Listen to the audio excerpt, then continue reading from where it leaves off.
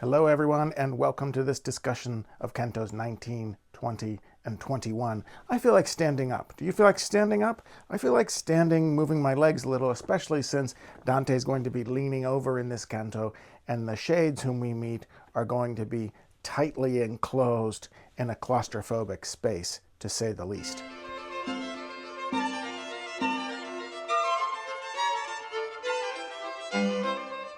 Just a reminder, we have traversed a major threshold in Dante's hell. From the upper regions of incontinence and violence, we have descended on the back of Geryon, the magnificent beast, into the lower two circles of fraudulence. The first of these two circles, the eighth circle, is a simple fraud, that is, it's deceit practiced in a general way. The second of these two circles, the ninth circle and the lowest, is what's often referred to as complex fraud, or fraud practiced upon someone with whom you have a particular connection. So this is the circle of the treacherous. And remember that for Dante, fraud is at the root of the worst sins because it poisons our relationships with each other, both individually and at the level of the community and the state.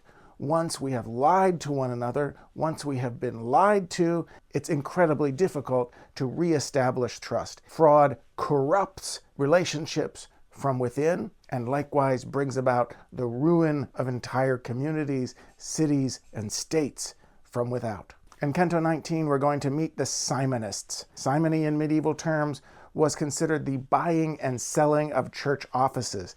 This is, in essence, the corruption of the clerics, the use of an official church office to get money for yourself, your family, or your party. Simony, in particular, as a fraud practiced upon believers, has a poisonous effect insofar as it inspires mistrust in the very people whom we should trust the most, the church. The opening lines of this canto are a denunciation of a figure named Simon Magus, who appears in the 8th chapter of the Acts of the Apostles in the Christian Bible, and who attempted to purchase the power of the Holy Spirit from the apostles after the death of Christ. Dante regards him as the root and the beginning of the intermingling of the two things that do not go well together, to say the least, that is, the church and money. Virgil and the pilgrim walk along and they see small holes in the ground, and out of each there is a pair of legs waving around with tongues of flame licking the top of them. It's a relatively comedic scene. If you've ever looked for an image of it, it's almost impossible to portray without being absurd. There's a kind of humiliation implicit in this punishment, as there is really in all of Dante's punishments. But this one is also a comedic parody of Christian baptism. In fact, Dante likens the hole that he sees this body submerged in to the very baptismal fonts that used to be in the center of the baptistry in Florence, and that he claims to have broken once in order to save someone from drowning in it. Remember, Christian baptism is reserved for newborns and converts, and they are submerged in water to be reborn. These shades are submerged for eternity. It's also a parodic inversion of what's known in the Christian tradition as Pentecost, that is, the coming of the Holy Spirit in the form of a tongue of flame hovering above the heads of the disciples. Instead of the blessing of tongues of flame, these shades receive the curse of flames that burn their feet and cause them to wave about violently in the air. The first sinner whom we meet is named Pope Nicholas III.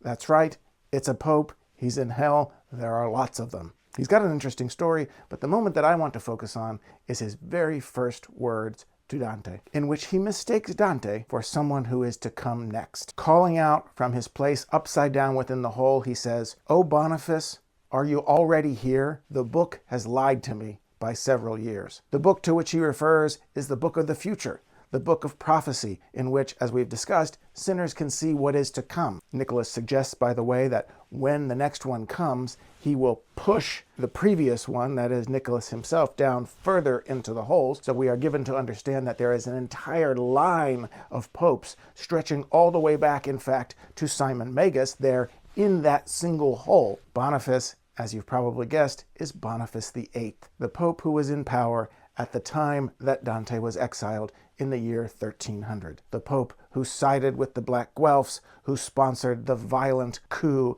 and overthrow of the White Guelphs, and whom Dante blames for so much violence, mistrust, and deceit. So take this in for just a moment.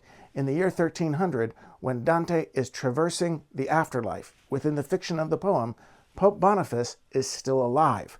Dante, writing in the year 1308, knows that Boniface has died. So the conundrum is how to get this heinous man into hell before he's dead. So it's an eloquent solution, but theologically it doesn't quite scan, insofar as we know that free will means that the soul can always repent and beg for forgiveness before the end. Dante, in essence, damns the Pope before he's dead. You'll notice later in this canto that Dante invokes the name of Constantine, who is someone with whom you should make yourself at least mildly familiar. Constantine was the 57th emperor of Rome. He was the first to convert to Christianity, and in fact, to make it the official religion of the empire. In the 4th century, Constantine moved the seat of the Roman Empire from Rome to Byzantium, at that time named for him Constantinople. Upon his departure, he leaves the cathedral in Rome, St. John Lateran, to the Bishop of Rome to use as his cathedral and residence. And it was also believed in Dante's time that Constantine donated an enormous amount of money to Pope Sylvester I, thus investing the church with land, authority, power, and money. The so-called donation of Constantine was attested in a document that was only hundreds of years later found to be a forgery. So Dante is operating here under the common belief in the Middle Ages that Constantine, though he meant to do good, was in fact at the root of this evil.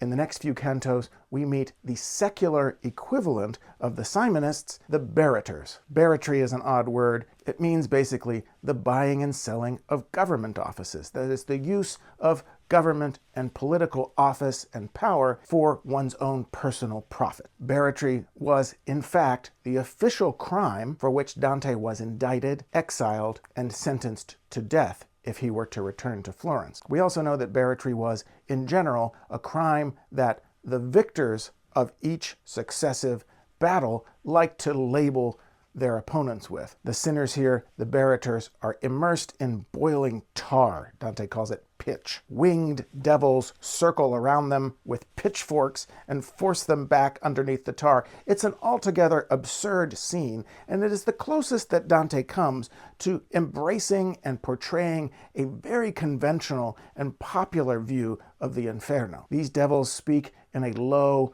coarse language, and Dante's verse itself becomes coarse and rough in these cantos. Scholars sometimes refer to them as the gargoyle cantos because of the outrageous grotesquerie of both the sinners and their tormentors. As you reread this canto, allow yourself to see how ridiculous and absurd they are. The leader actually gives a trumpet call, a military signal, by flatulating. That is, by forcefully expelling air through his rectum. They yell and fight with one another. They're tricked by devious sinners who are, in fact, offering to betray their fellow sinners in the pitch. And finally, the devils end up fighting one another and falling into the burning pitch covered with tar. Amidst all the comedy, the disarray and chaos and ridiculousness, Dante portrays this as a vision of a city and a government gone wrong. Here is the infernal version of the ill-functioning state, filled with people who don't trust one another, whose relationships consist of betrayals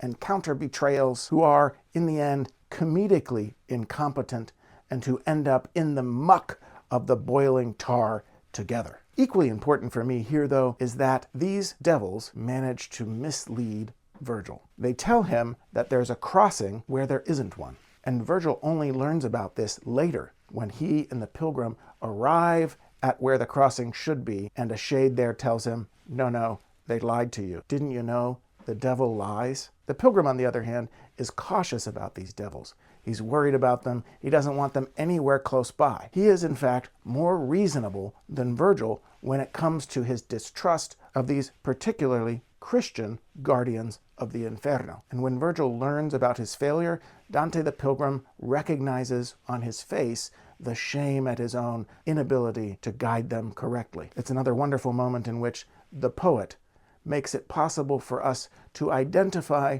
with Virgil as fallible, to see him lose his way and lose some of the omniscience that made Dante the Pilgrim so admiring of him early in the cantos. And it's another way to bind these two characters even more closely. As we mentioned before, there is love in human imperfection, and these human imperfections will only get greater and greater, including in Purgatorio, where Virgil doesn't know the way at all. I don't think it'd be out of the question to say that allegorically, Dante wants to convey here that classical reason, the reason represented by Virgil, runs up against a kind of limit when it comes to evil within a particularly Christian sense. And identifying and finding limitations and thresholds is one of Dante's great themes here and in the cantos to come.